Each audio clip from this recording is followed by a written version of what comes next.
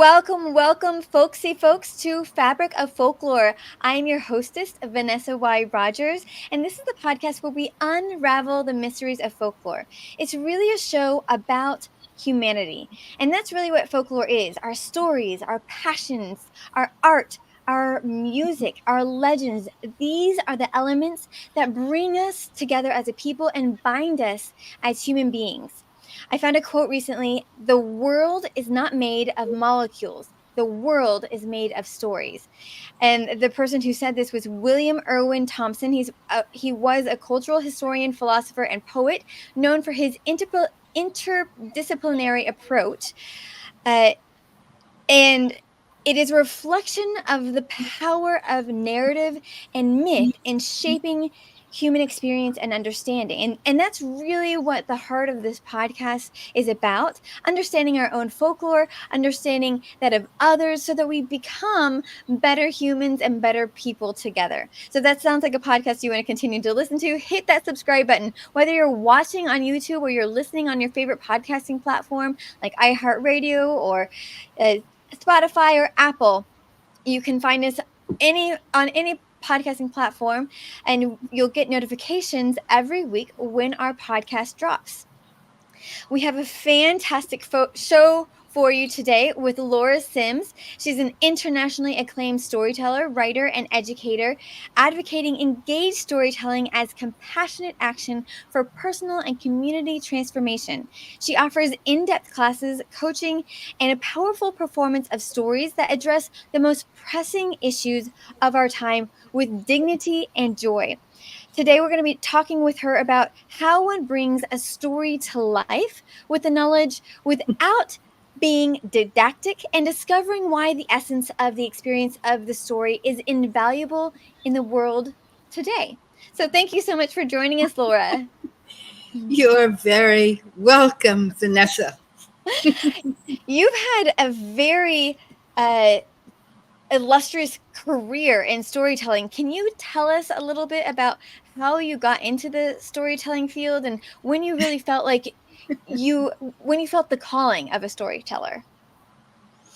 Well, I want to blame two things on my storytelling. And there was no storytelling field when I began, which was almost more than 50 years ago, really. And I noticed that on your beautiful website, you feature Baba Yaga, great Russian Mm-hmm. Mother Nature deity, Mm-hmm. archetype. And I could blame her on my career. Oh, I have to hear more about this. Well, when I was a little girl, I grew up in Brooklyn, and my father was the neighborhood dentist, and his office Mm. was in the front of the house. So I often went and sat in the waiting room, partially because my mother was convinced that if people could see through the window that there were people there, that it would generate more clients. But Mhm. really, for me, I would read children's magazines. Mhm. And in Highlight magazine, month after month, they had these spectacular fairy tales which featured Baba Yaga.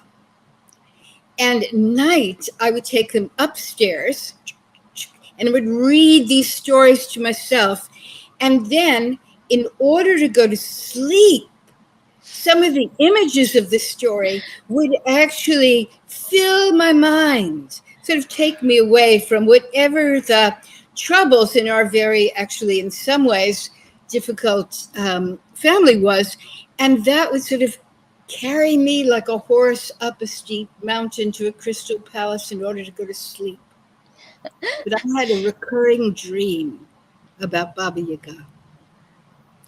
I dreamed over and over that I had climbed this mountain, and there was a palace, and the palace was on fire. And I saw it, and then running out from the palace was Baba Yaga, holding in one hand her broom. She would leap onto her iron cauldron, and I would race down the mountain and wake up just as she was about to find me, and my pillow would be hot. So So I'd turn my pillow over and I would say, story, story, story, story, story, story, until the cool cloth of the pillow would let me sleep. You would think that I would really be terrified of Baba Yaga, Yeah. but I was actually more drawn to her. Who was she? So, in Mhm. many ways, I've spent my whole life trying to know this aspect, Baba Yaga, often called a witch in these kind of colonialized, rewritten fairy tales which make her evil, to find out who she was and to make friends with her. So I have been telling stories sort of officially since I was 20 years old. It was an accidental event in Central Park, and I literally did tell a story, a Russian fairy tale, in which there was a witch. They didn't mention Baba Yaga in this story, but something happened during that remarkable event. This was, like 1978 something. Mhm. And the audience that gathered, actually in front of the Hans Christian Andersen statue in Central Park, where now I am the curator all summer long of storytelling for all ages. There was, they were this wonderful audience arrived, and I told a story. And while I was telling this story, everything that I was interested in through university, through graduate school that I dropped out of the next day, and the interest I had in life and so forth, in questions I was taking like experimental theater classes at night, all seemed to be related to what happened during the storytelling, which is that the way that people listened to the story and the way that the air changed between us made me think that there was something so special about engagement Mm. that I dropped out of graduate school because I thought I would take a little detour and maybe spend 6 months or a year and find out what was this that happened between myself and the audience when there was a vehicle, a framework of a narrative that was unfolding. And I'd always loved stories as a child, as you know from my little anecdote about Baba Yaga and my dream. Mhm. But that interest is what has sustained me and really colored my work and supported my work as a performer, as someone who deals with the healing arts. I go into businesses, into NGOs, into schools all over the world to help people to use the skills of a storyteller, the sensitivity and understanding of the storyteller, to increase not only their own life force and imagination, but in some ways to restore Baba Yaga back Mm. into our world. She who is like the great mother goddess, the one who knows Why life, death. why do you feel drawn to her?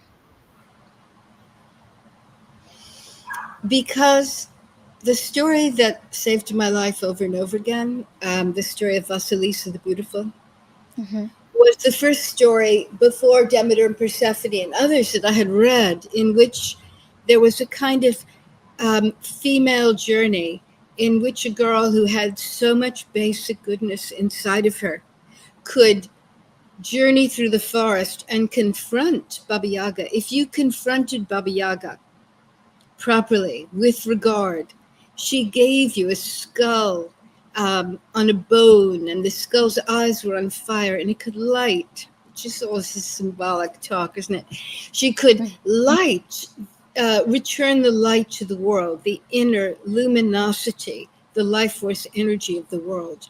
But if you went to her, it was an arrogant bully guy, kind of character. She could destroy you, trick you, Mhm. send you in circles seeking more and more and more and more.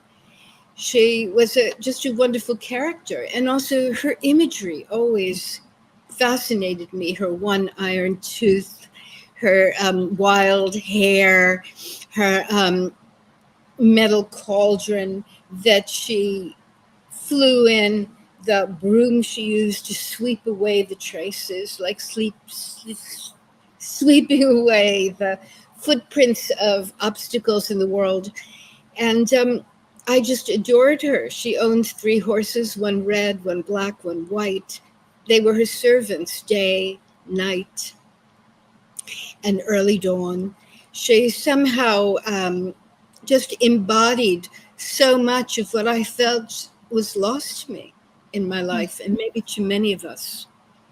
So that's part of why I like her so much. I mean, I do respect and fear her. Yeah. I do respect and fear the power of the feminine. But she is like the great tricksters of indigenous stories. She's also the great mother who can fool you, but who can feed you Mm-hmm. and has knowledge. Mm-hmm. Yeah.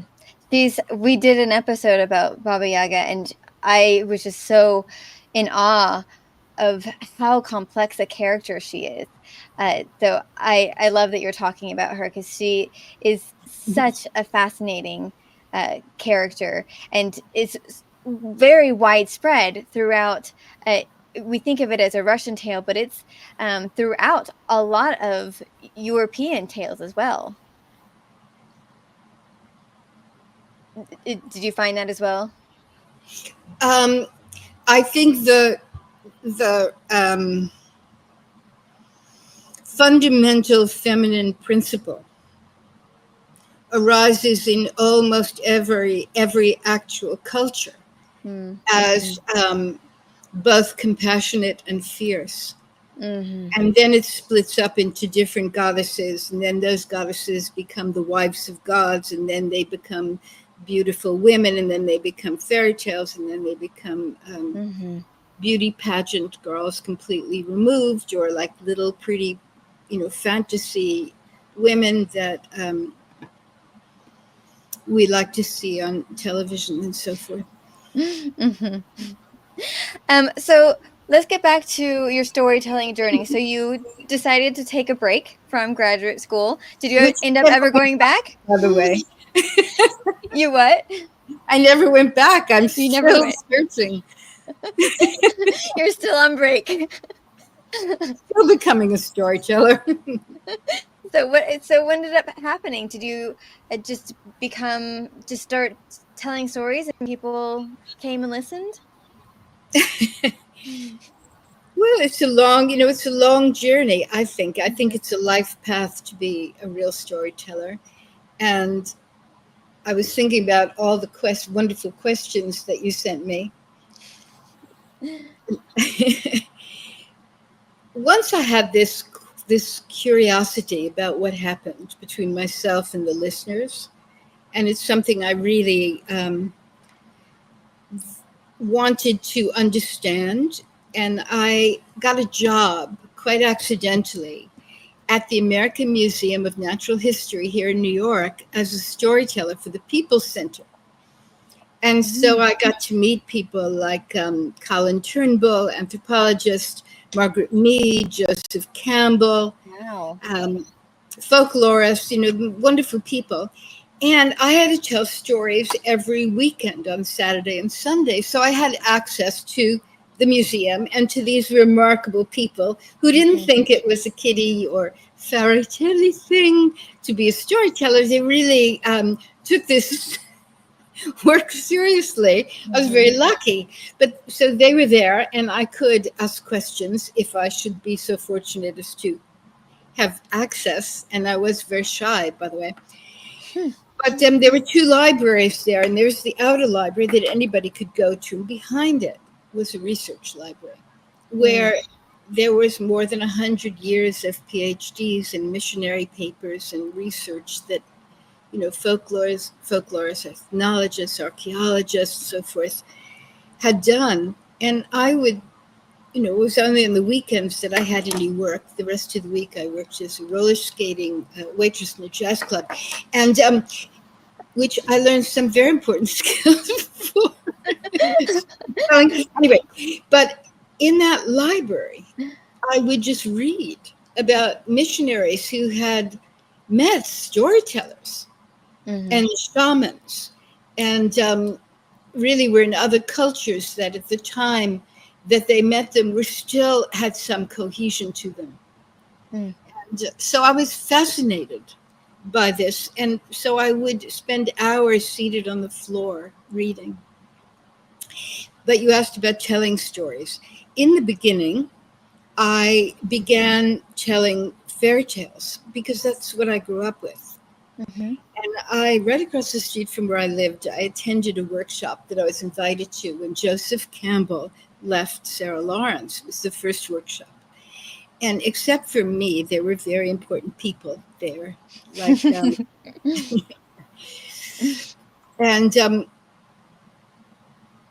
why am I going to forget her name now, which is a very important writer on, she worked for Parabola magazine, actually founded Parabola magazine. Mm.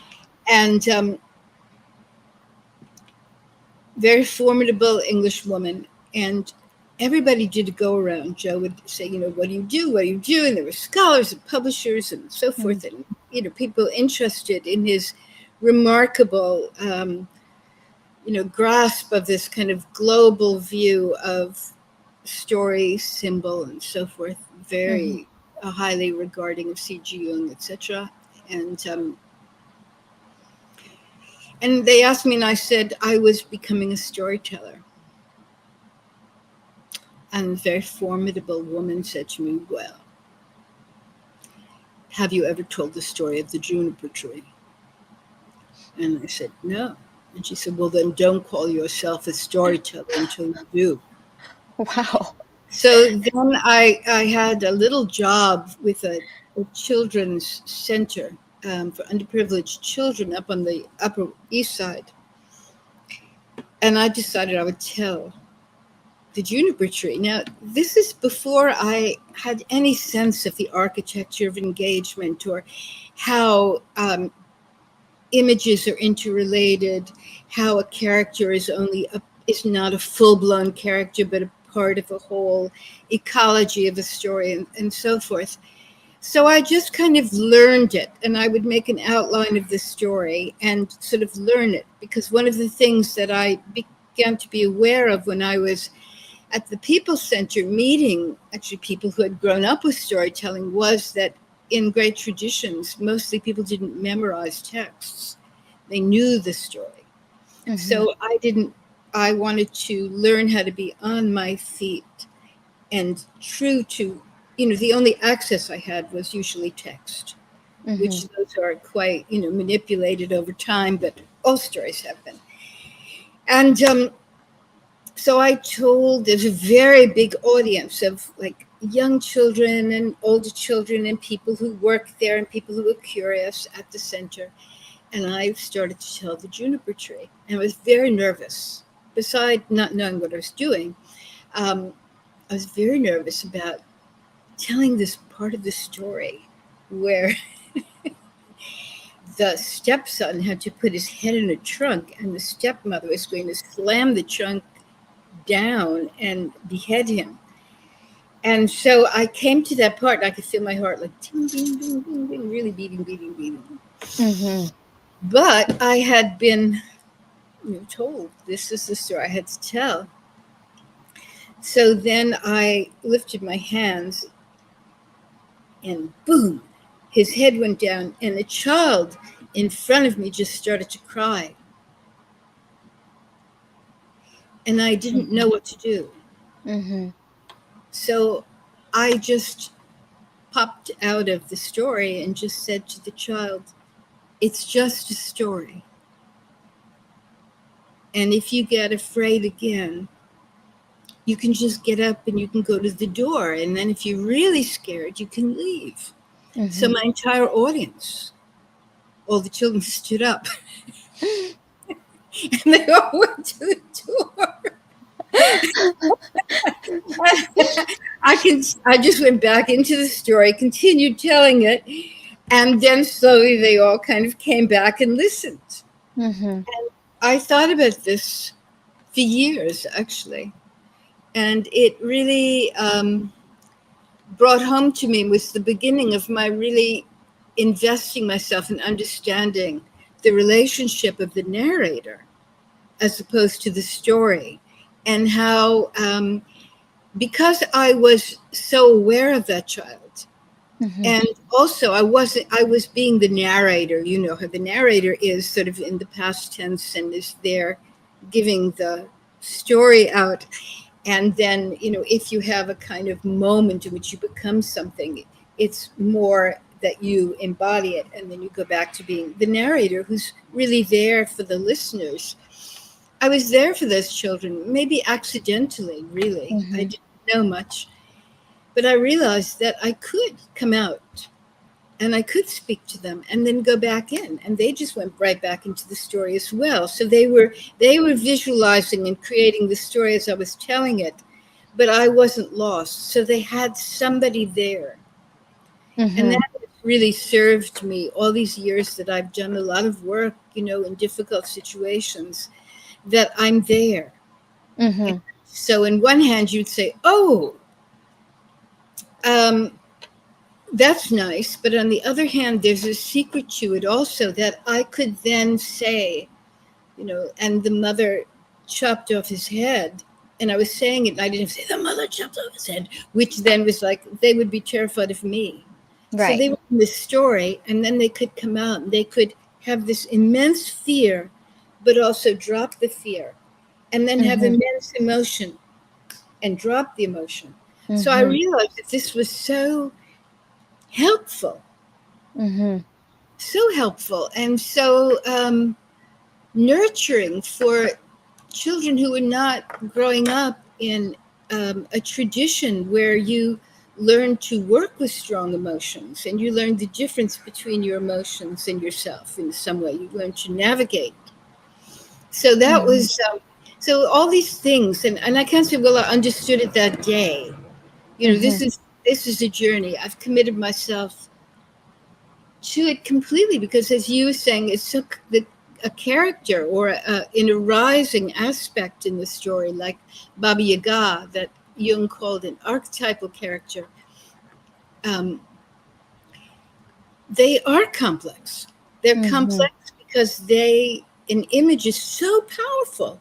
Mm-hmm. Because if we don't define the image, this means that, then the image can hold more than itself, and it can hold opposites, and we can relate to things in a very direct and vivid way without harming ourselves. All the things like the Baba Yaganess of the world, we tend to really suppress or ignore or try to control, like we try to control the nature. Yeah. um, then you can actually begin to encounter it, but also maintain some detachment so that you have your sanity and you have some capacity in your life to feel intense emotions, but not Mm-hmm. be devoured by them. So for me, that's the power of these stories.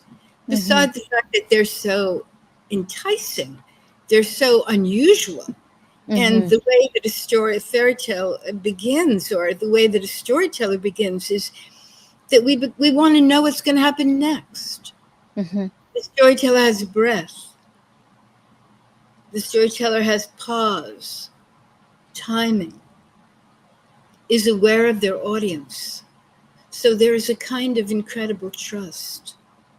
Mm-hmm. Then you can relax and you can actually imagine and feel without feeling threatened. And the storyteller is there for you.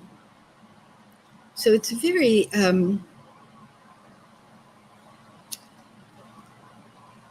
I think it's so healthy in our world today, because many of the things that we're not being taught, that are not up front in the culture, particularly with so much emphasis on digital technology, Mm-hmm. That the magic, which the Egyptians called Heka, so it's not magic like fantasy, but Mm-hmm. magic like that, which is not explainable but filled with life force and intelligence and intuition, is available to us through this. So that's so when I teach, because I know you wanted to ask about that. There are many things that I'm doing in the teaching, but usually what I do is, first of all, what I've started doing the last 20 years is braiding stories. I think I sent you some of that. I'll tell personal stories Mm-hmm. or a fairy tale, and inside will be pieces of a fairy tale or a personal story. So Yes. that we get to know the very depth of personal experience of a fairy tale, and then I don't have to explain something because there's nothing more damaging to the direct perception than starting to explain what is so much more powerful than an explanation, but also might have an explanation inside of it. But it's felt sense, it's directly intelligent. So I'll usually work with a single story, a fairy tale, or I'll have people create a personal story, and then I'll work with them in looking at the images. And I've kind of figured out some things, although I think I'll never figure the whole thing out, just not the nature of it. Uh-huh. So I'm really interested in sort of the architecture of how people become engaged in a story, of how a story functions, and also the deep regard for the structure of a story. So before I change a character or change something in a story, I really have to understand how it's functioning in the story because it's like the world. It's all interrelated. It's not this is separate from that and that I could turn the man into a woman or the woman into a man. I have to look at how they're functioning. Mm-hmm. And sometimes it's very evident how a story has been changed by an editor who, writing it down wants to make it more literal and so forth, or Mm-hmm. someone who wants to make it only fanciful and childish, Mm-hmm. and those kinds of things. So I look at what's the essential story that's there in the text because that's what holds a narrator, a listener to you. You don't Mm-hmm. want to say what happened, where was that, who is that. You want to just be like whoop, Yeah. journeying. And I can come in and out. And I love doing that with personal stories Mm-hmm. because, Do, yeah, go ahead. I'm sorry. do you find that the structure of a story is the same for writers as it is for oral storytellers, or do you have to change that structure somehow?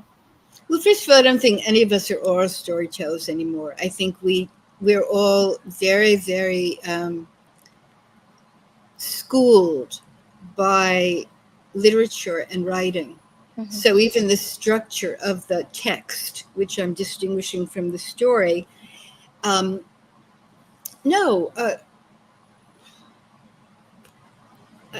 I don't think I think writing, which also I write and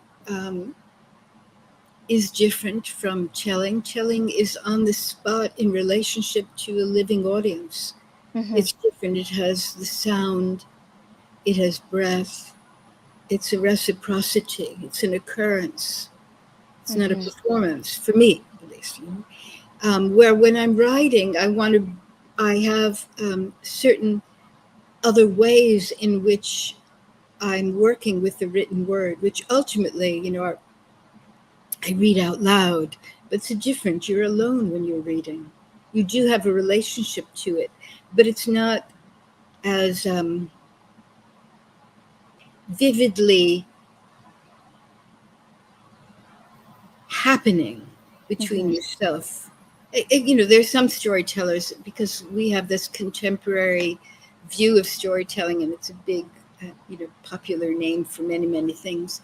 So people who memorize personal stories or recite things that they've read, monologists and all of that, one person shows, often call it a story so that it has a personal quality to it, a sense of journey, which is very beautiful. But Mhm. for storytelling itself, I think it's very unique in the way in which a story engages. But no, I have to work very different. I revise 1,000 times when I'm writing to try to infuse it, to bring about something similar, but it has a very different world. It's a different context. Everything Mhm. has context. Storytelling takes place in the moment that it's taking place. Mhm. Yeah. And that, and also I think because we have dismissed and damaged so much of indigenous cis principles and perceptions, that there is a kind of deep regard that I have to have for the culture of each story. I can never be the Roma man. I'm going to tell you a little story later. The Roma man who told somebody a little story in, the 1850s. I can never understand from where he came, or also why he's telling that story. To, you know, in being an informant for somebody who's in Romania, who might be a scholar or an editor or a collector, or like you and I in the Mhm. past. So I can't know that, but I can, but I can regard that these are peoples who we have maligned and projected onto so thoroughly. So a powerful story, a beautiful story, then just as a reminder of the regard for some of the wisdom. Everything is based on wisdom, even though we're so disconnected from it now.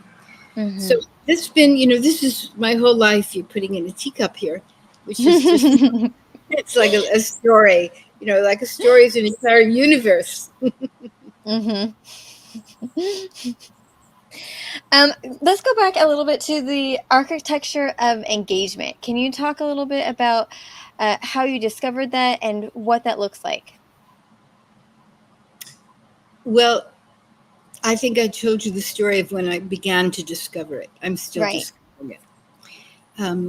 I think that the spoken word is so potent, that I may have several lifetimes ahead of me to continue to understand the nature of sound and so forth. But in a very general way, and this is very general. The second that you take your place, it shifts something in the room and your relationship to the audience, because there's a focus now. There you Mhm. are. Like, look at your beautiful earrings and your bright face. We're just going to look at you like, oh, Mhm. that's interesting. And I've decided to be here, or I passed by and this looked pretty interesting. So there's a Mhm. kind of shift. And then, depending on the capacity of the teller and their commitment to the art form or relationship to it, there could be a moment of really just completely being embodied and present. And that also is like an electric shift for the audience, because it arouses more interest, because you're feeling. There's so much that goes on unseen, unheard, Mhm. uncategorizable in a way. Mhm. And when you begin, you make a first word to an audience, there's the sound of your voice is either really ingenuine or genuine, or whatever you're expressing. It could be that it's not ingenuine, but you're preparing people for an experience. Mhm. And the beginning of the story, and how you introduce it, you're making a relationship to your audience. You're arousing their interest, and also giving, like putting the plate on the table, Mhm. or they're in a theater and the lights dim.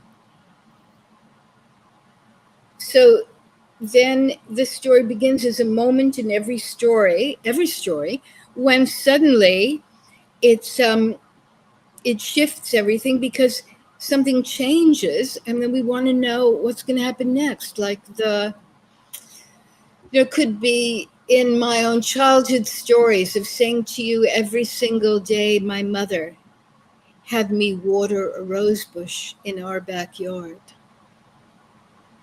So, and I tell you a little bit about the backyard. So that's not that interesting, Mm-hmm. but you're curious. And if I do say one day she sent me upstairs to find a photograph, then it's like, oh, at that moment, first of all, you've been visualizing the backyard, me and my mother, however you are in the rose bush. Mm-hmm. And at that moment, something happens. And so the mind is expanded. You want to know what's going to happen next. You're depending on the storyteller to tell you. You're trusting them. And I brought the photograph downstairs to my mother. And the photograph was filled. It's a little black and white. Remember those old photographs? You might be too old to remember them, black and white. It was just filled with rose bushes and vines. And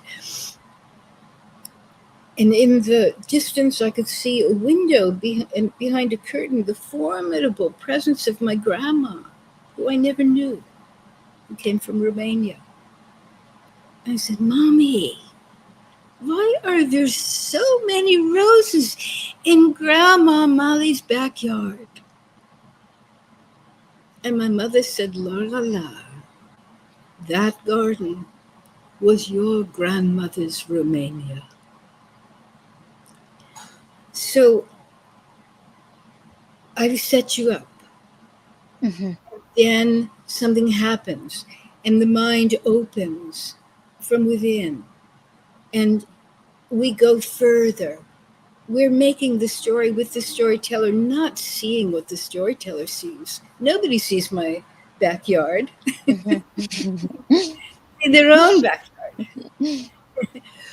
And at that moment, the heart opens, and that we're in there. And that very long stories take you episodically, whether it's a true story or a fairy tale, episodically keeps you moving, keeps you deepening, imaging, feeling. Sometimes people laugh out loud, cry, and then something else happens.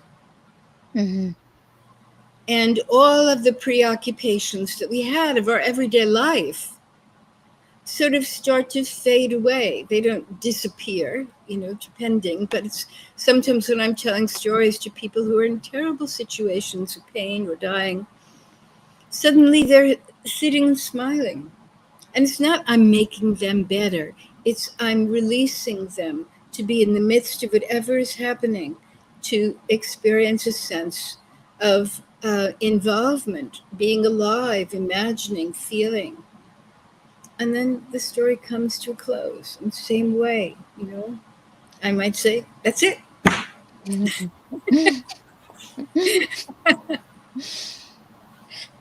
So you mentioned that when you got started in storytelling, that there wasn't a field of storytelling. Do you feel like this field has broadened, has grown? Is oral storytelling having a revival period, or is it still a dying art? What is your thoughts on that? Well, I think well, look, we're having a podcast here, and you're asking me about storytelling. That wasn't happening in 1967. Mm-hmm. And when it was, it might be a children's magazine wanting to know about storytelling, only for kids or so forth. So I think that there's the possibility of something very, very powerful returning. I, because I've studied for so long and I think about it, not very categorizable in terms of what's oral. I don't think of myself as an oral storyteller. I think of myself as a storyteller. I don't really know. Before all the different stories are gathered and picked out and become the Iliad and the Odyssey, which is, using stories from hundreds of years to glorify certain characters and so forth and create a history.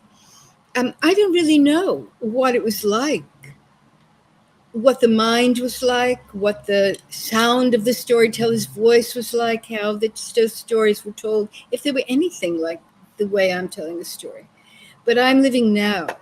And so I work with a certain kind of structure of engagement because I have regard for the fact that we're not storied. I remember my adopted son came here from Africa, and sometimes, um, would tell him one of the stories I was working on. And what amazed me was I suddenly would see almost an other face appear inside his face, a face of such immediate and deep listening, because he grew up often visiting his grandmother's village in West Africa, where storytelling occurred in the evenings in certain seasons. And he listened to stories so differently. He listened to them with a kind of immediacy that almost made me fall off my chair. I would have to like, whoa, put my feet back on the ground. And so I, so I, so I'm very invested in having a conversation like this and trying to speak more about the importance of really looking at what a story is, what storytelling is, how it can function, um, how we can have regard for other cultures, and also at the same time look at the history of images Mm-hmm. and symbols and metaphors that are all very different fruits. And so so I think it's wonderful that it is coming back into the mainstream. But as usual, because we're so literary and we're so organized in a particular way, we want to mistake storytelling for branding or for making a point or for teaching a particular lesson or selling something. So Mm-hmm. the aspects of story can be used for those things. But Mm-hmm. actual storytelling that engages is my particular path. And it's what I love to share with people in any situation: Mm-hmm. educators, healers, business people, ordinary human beings of all ages. So, so that we have some interest in what happens. How often at the end of a story, I'm sure you have this experience, somebody will say to me, "What happened? Can you tell it again?" When I was younger, and people would ask me out on dates after storytelling, and I thought they really wanted to get to know me. And then I realized, no, that's such an amazing experience. They want to have that experience again. We all Yeah. want that experience of being in our lives, and Mm-hmm. having opening up the doors of capacities that we may not have experienced, that allow us to have more intuition, more abiding calm, be able to listen more deeply, be able to hear what people are saying rather than what we're thinking. Mm-hmm. It's so I'm answering your question. I forgot what the question was at this point.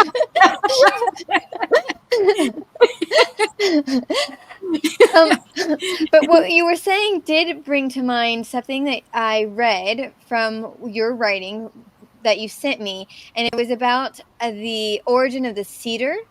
And you mentioned that you had heard the story once before, and it was Mm. told in a 12-minute storytelling session. And then you heard it again, and it took an No, hour. no, no, no. It's here's the situation. Okay. I was very fortunate to have a kind of adopted grandma in a Salish elder, Vi Hilbert, in Seattle. She Mm, heard me tell stories at early women's literature conference at the university where she taught her people's language, which is called the Shutsit. And so I spent a lot of time, as much time as I could with Vi. And she took me to an event on a reservation, sort of maybe 3 hours north of Seattle. And in this event, in which she was honored, actually, I was talking to a man who she told me was a great storyteller, Native man. And he then was called and told the story. It's a Salish story of the origin of the uses of the cedar tree, about a young orphaned girl who was set out in a canoe and so forth. And she ended up, um, the cedar spirit of the cedar tree showing her everything of its uses and how best to use it and when to use it and so forth. But I knew like a little piece of this story. And then he told it, and it was much longer. And I asked him about that. And he said, oh, that when he was a child, this was a story that could go on for days because Mhm. all the knowledge that you had to have about the spirit world, about the cedar, about relationships, about weather, and so forth, was all in the story, in Mhm. images. And also, he said, oh, nobody can listen like that anymore. Mhm. So we tell it these other versions. But that was, and I never heard the 2 day story, although there were occasions where if I had taken me where Johnny Moses is still a great Salish storyteller, very funny and great, but very profound. Storyteller in Northwest Coast would have epic weekends, and he would tell one epic story over 2 days. But there too, it was, I wouldn't say it was interrupted, it was highlighted with dances and songs and eating, sometimes conversations. And I was young enough that my knees lasted the whole thing walking around. Mhm. And, sometimes he would play the drum, he knew how to play the drum. And so it was a very, I tried to learn as much as I could experientially so that since I was not going to do anything else in my life, I never went back to graduate school um, because I kept having these encounters with people who knew something. Mhm. And also, I've just fallen in love with the whole process of looking at these stories and how can I tell them now so that they benefit us, because in a certain way they speak so directly to things, but they're indirect enough that we don't have to have biases and opinions in them or my interpretation. I may have a really big interpretation, inside me, but I attempt in the telling to let the story live. I'm sure it Mhm. infiltrates my voice because voice is like a fingerprint of everything. But and I make choices. But Mhm. but I was very lucky and continue to be. Look, I'm having this conversation with you. Mhm. How fortunate.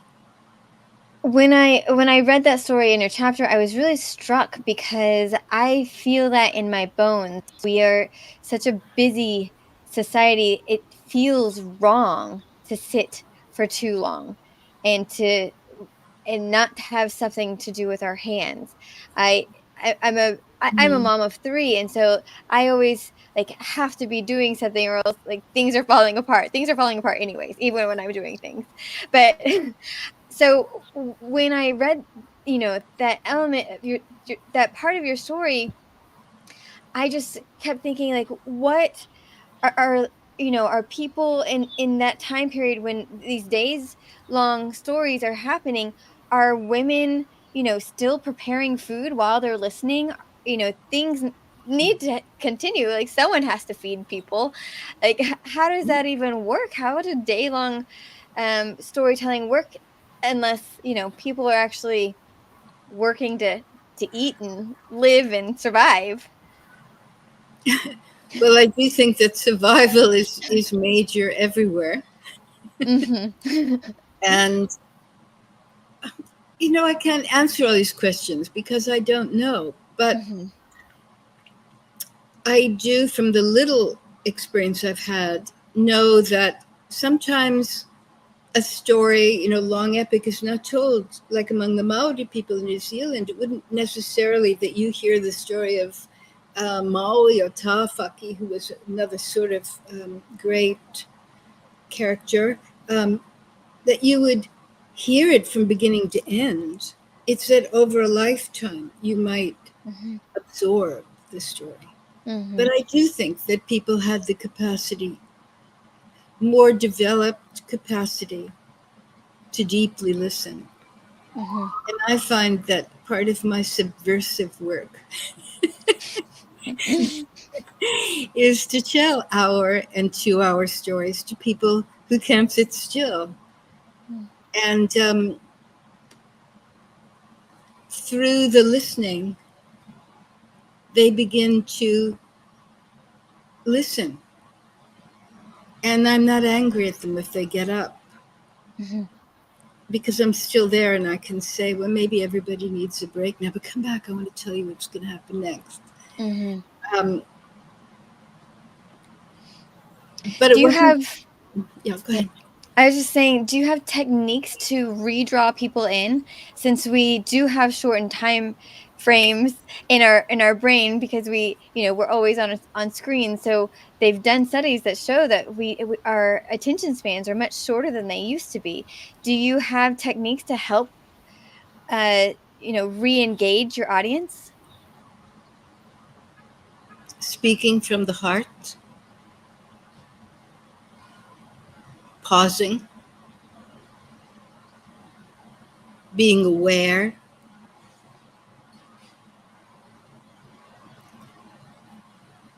For me, it's not a performance like I have the story and then I've got to get the whole story out. Mhm. The engagement is the event. So it can be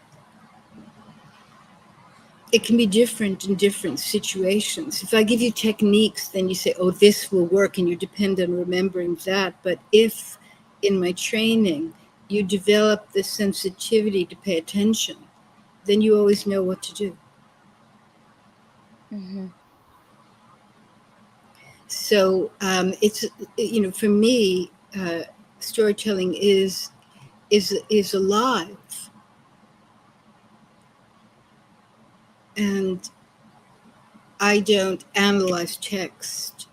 I'm interested in it, but my focus is on bringing a story alive between people, and that's a mutual event. So you know, I know I have friends with Baba Yaga enough that there are moments where I'll say no, and other times I would say, well, I was once, when I was younger, in a hospital. I ran a project at Beth Israel Hospital.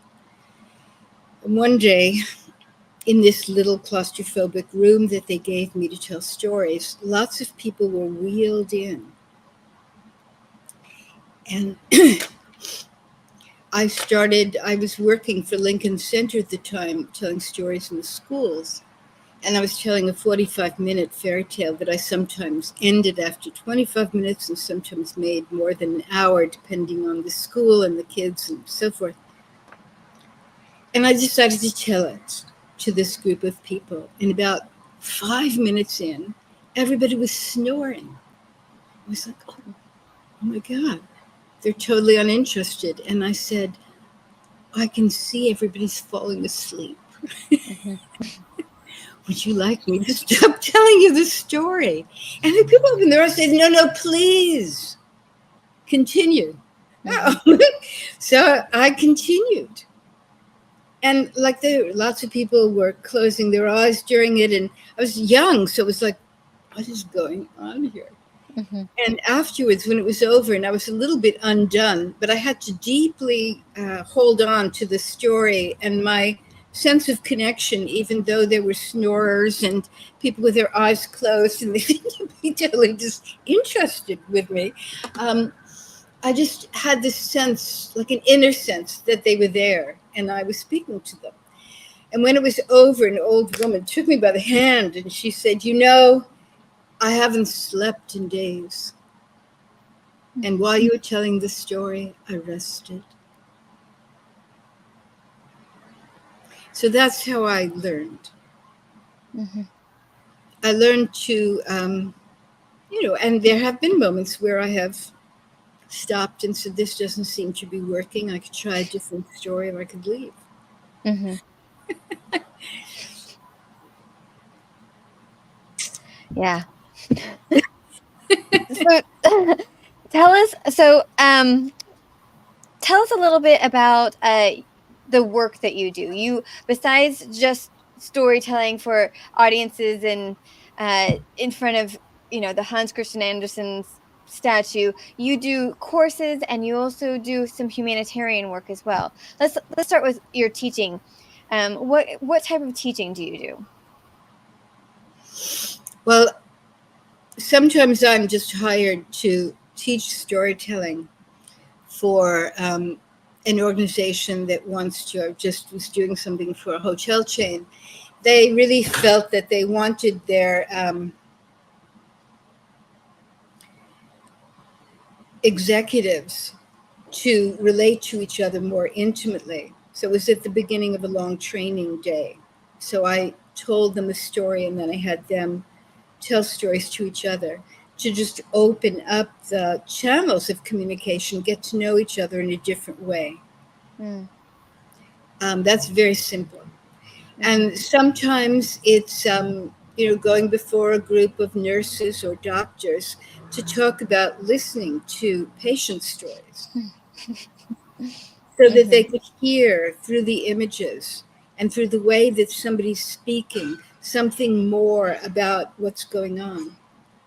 mhm, And also training people to create stories with people, or people come to me if somebody is writing a memoir and feels that they would like there to be more depth in this memoir, and they are thinking of weaving a story inside of it, a traditional story, or mhm, they're writing about something that feels more sacred or more intimate.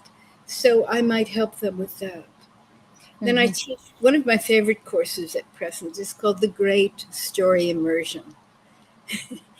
And people come and we all work on one story, usually a fairy tale. And then we research it. We work on how you prepare to look at a story, the structure of the actual text, research, and then work with the architecture of engagement, mapping the story. But we work really uncovering how the story really might have meaning for listeners beyond the surface interpretation of the things that happen in the text. What's really going on in this story? What's the experience of it? And there we braid in a lot of, like, I'll have them make maps and go to a place in the story and associate with a memory, and then how do you turn a memory into a story that's valuable to tell, because a story is a special kind of species, but it's not something that you can like list this, that, and that is a story. Those things may be part of it, but because of its living nature, we have to experience what a story is. How do you choose from the myriads of details?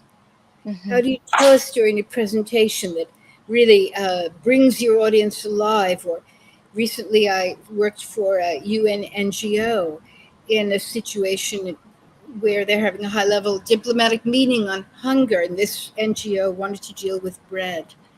And so I told a variety of stories there and then encouraged people to tell their own stories from their own countries about bread, which have to do always with a multitude of ingredients, with sharing, with eating together. So a lot of the aspects of things that they were talking about, which are very data bound and complicated, the heart of it was something that we talked about together.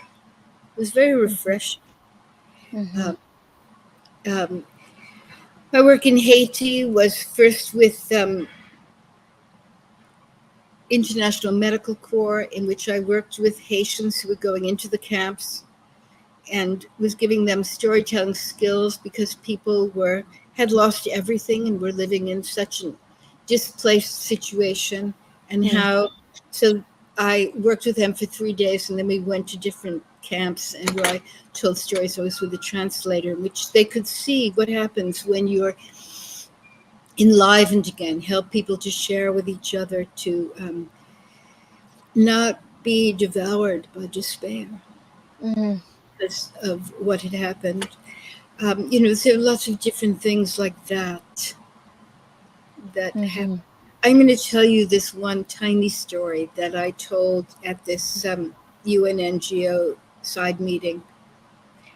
So it's a story that was it was from somewhere like the north of England or Scotland, about a woman who baked breads every morning, and then she put them in a basket and she covered the basket with a cloth. And then she went from one house to another. And people would come out the door and they would lift the cloth and they would put in a bread, or they would take out a bread and then cover the cloth. And no one asked who put in the bread or who took out the bread. And in that village, there was no hunger. Mhm. We talked about that story because then it's not pointing at you or something, but you're talking about what happened there. What is that? And Mhm. plus, hopefully, through the telling of the story, like, what did you feel during that story, Vanessa? Mhm. What did you feel?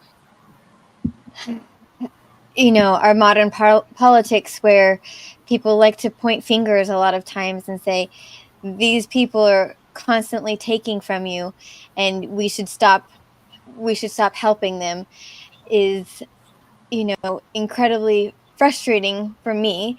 And so it brought me to modern times in what is happening in our modern world right now. uh And what are the reactions that other people have? well, what did you feel while you listened to it? What were the emotions? That I think what um you're saying is quite rich and beautiful. What did you feel? What happened to you while you listened to it? my chest got tight, and I felt hurt for um those people in our world that are constantly struggling. Hmm. Yeah. So that tightness, what happened when I told that story in that situation was that a lot of that tightness was loosened. Mm. And some people felt exactly what you felt. And I tried to keep them from not talking about their thought about it, but their feeling about it, so that they Mhm. could stay in their bodies. It's very Mhm. difficult to do all this online, but anyway, I just sort of pop in a little story this place. No. No, but I So. think that's the point. What you said Mhm. is the point, that that's where we go. Mhm. So actually having replacing that with the possibility of something else is a Mhm. little door opening. But it's so I the other thing that I am working on is something called finding gold in your story. I do that once a year. And Mhm. then people bring a story they're working on, whether it's a personal story or a fairy tale. And I work on a kind of step by step process of really looking into the structure of the story and learning about storytelling. And then I have them telling stories to each other and so forth and so on.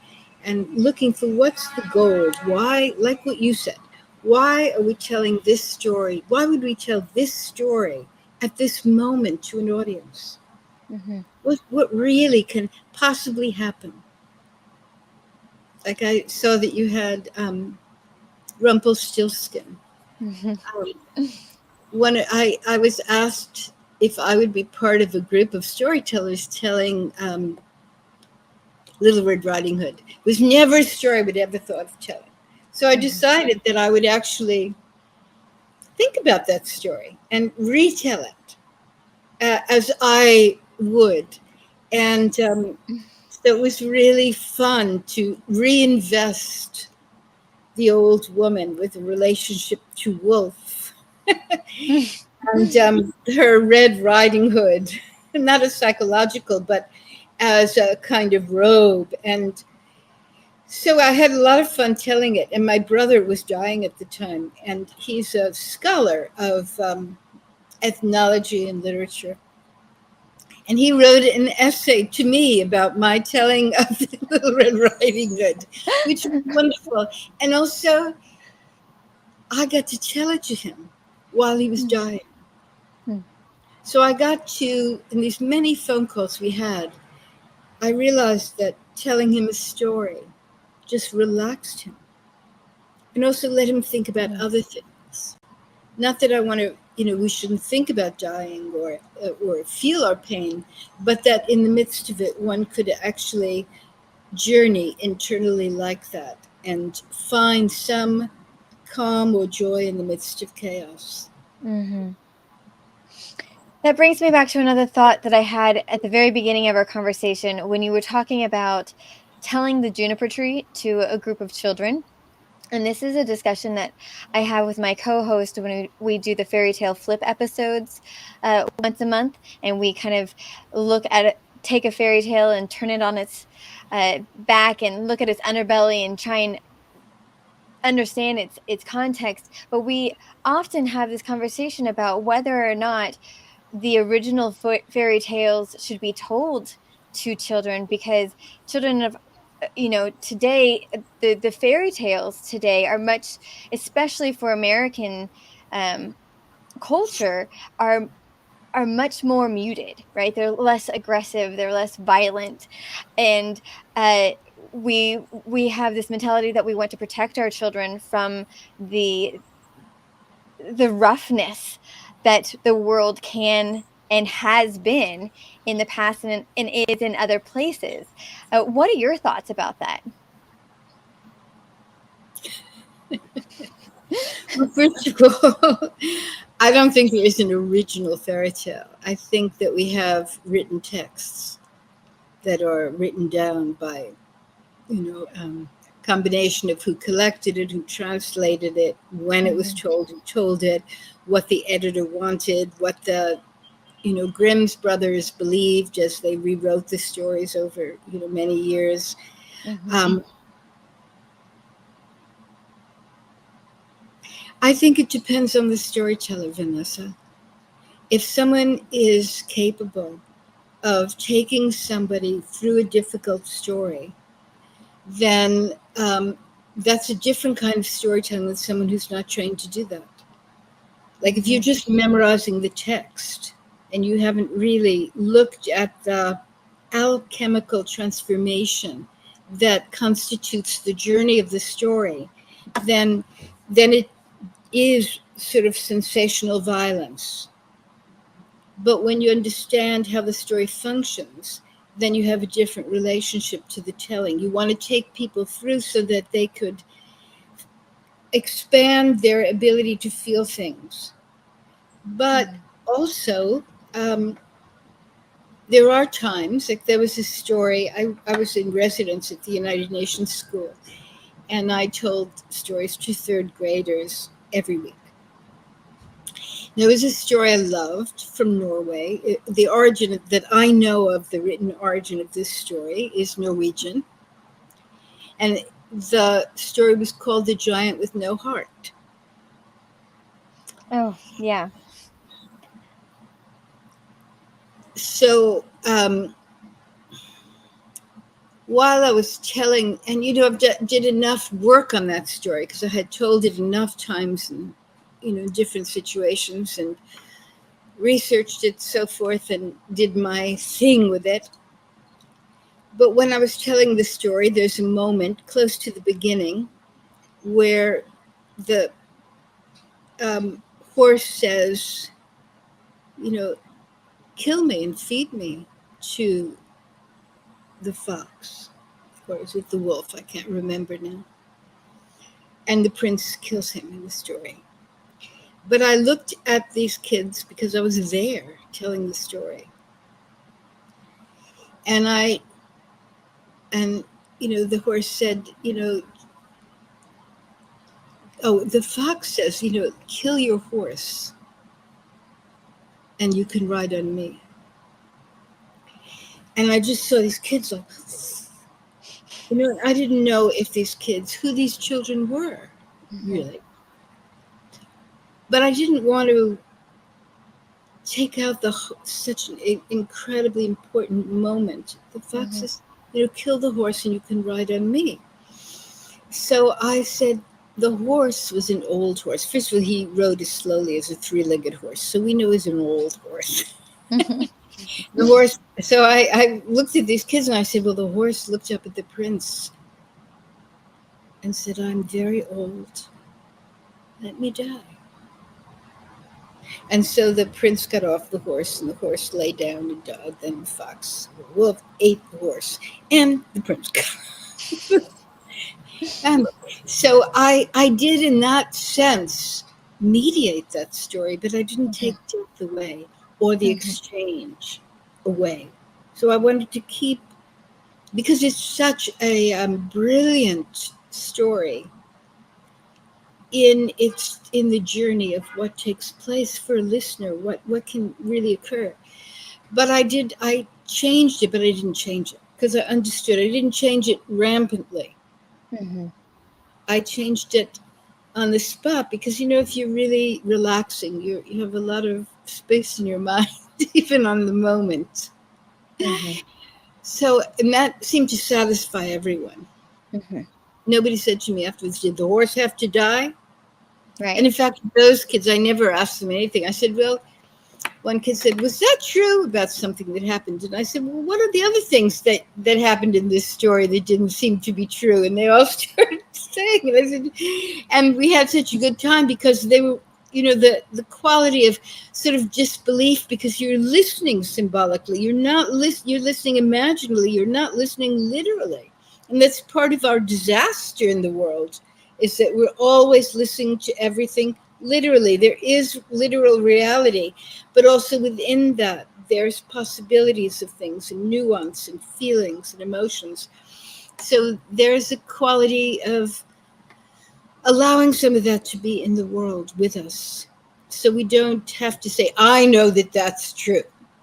Mhm. And you don't agree with me, whoop, you're out of here. Right. Yeah. So, I was in a school, I was hired, and the principal said, maybe you could do something about bullying. We're at our wits' end. So Mhm. there was a great story called The Dreamer, and in it there are some brothers who are really bullies. So I told the story. I never talked about bullying. And when I went in, the bullies were on one side and the rest of the class was on the other side. I mean, they have their zones. It was so obvious. I just went in, told this story, and then I said, well, what'd you think? And one of the boys in the bully area raised his hand. He said, that brother was so mean. And I said, well, what made him so mean? He said, somebody must have hurt him when he was a kid. So I wasn't giving a lesson about how not to be a bully or having a technique. It was just Yeah. generating this conversation. And then they sort of moved over to listen altogether to the next story, whether they were aware of it or not. Mhm. Well, this has been wonderful. Is there anything that we haven't there were a lot of questions that we did not cover that I had. But is there anything that you feel that we didn't talk about that you wanted to? No, I really came on here wanting to answer any questions you had to ask me.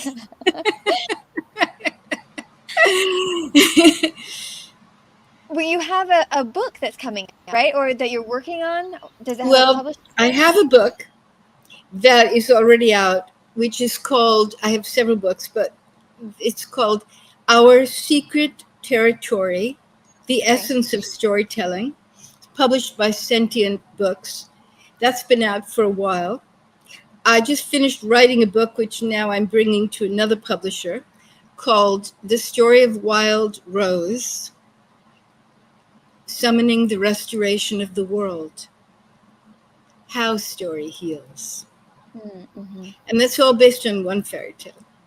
Mm. And then I'm working for a small publishing company, and I thought I would never do this, but it's, how to tell a story, which are clues, suggestions for people who would like to be storytellers in lots of situations, both in situations of telling personal narrative, retelling and adapting traditional stories of one kind or another, or putting them together. And so there I'm giving some suggestions so that people could have a sense of the difference between the narrator, the text, and the storytelling engagement and where the story occurs. So, Mm-hmm. um, so that's it.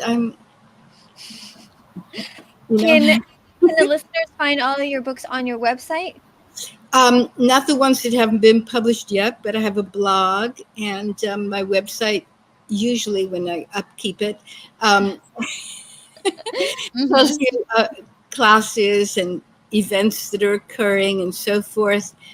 So you could see those, and that's just very simple: www.laurasims.com. Um, People can write to me at storymentor2010 at gmail.com if you're interested in my coming in to work with you or an organization. And that's it. Well, thank you. I'm so happy that you're on this path and that as a young person, you're really interested in learning to be a storyteller and to bring stories into the world. It's really wonderful. Um, Well, so, thank you. I love the work that you're doing and have done, and it's very inspiring. And I think a lot of our listeners will find it inspiring as well. So thank you so much for coming on Fabric of oh, Folklore. thank you. And Thank thank you, folksy folks, for joining us on this storytelling journey today.